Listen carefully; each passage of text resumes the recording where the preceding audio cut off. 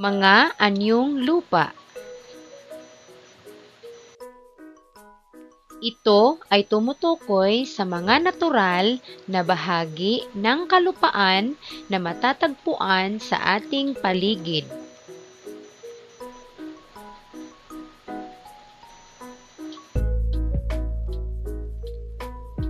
Kapatagan.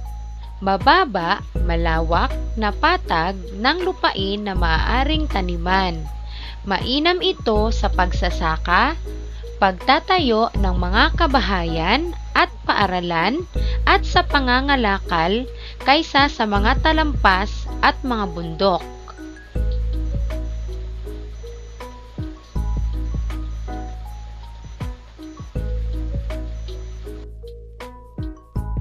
Bulkan. Ito ay isang uri ng bundok. Ito ay maaaring magbuga ng gas, apoy, o mainit na putik at maaaring sumabog.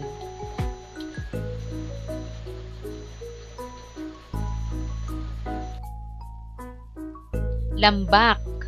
Mababang lupain sa pagitan ng bundok o burol.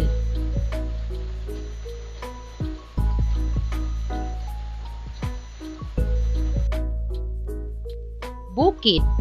Ito ang pinakamataas na anyong lupa. Ito rin ay anyong lupa na lumalagpas sa taas ng paligid ng mababang bahagi ng lupa sa isang limitadong lawak. Sa pangkalahatan, mas matarik ang bundok kaysa isang burol.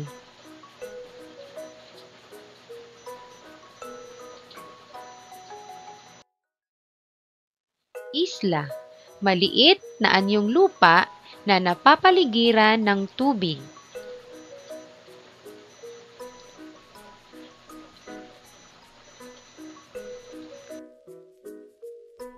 Burol. Mataas na anyong lupa, ngunit mas mababa kaysa sa bundok.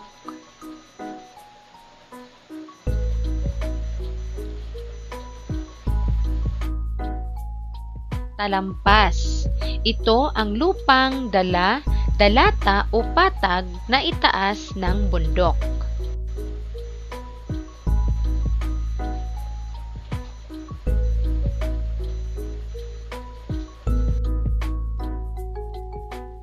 Narito ulit ang mga anyong lupa.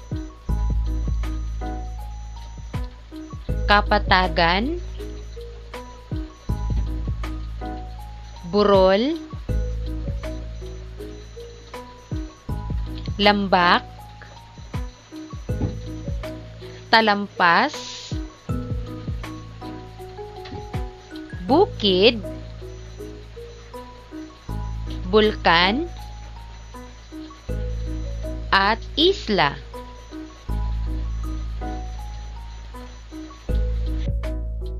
Ngayon naman, subukan nating sagutin. Tukuyin ang pangalan ng bawat anyong lupa na nasa larawan. Maraming salamat sa pakikinig mga bata. Hanggang sa muli. Paalam!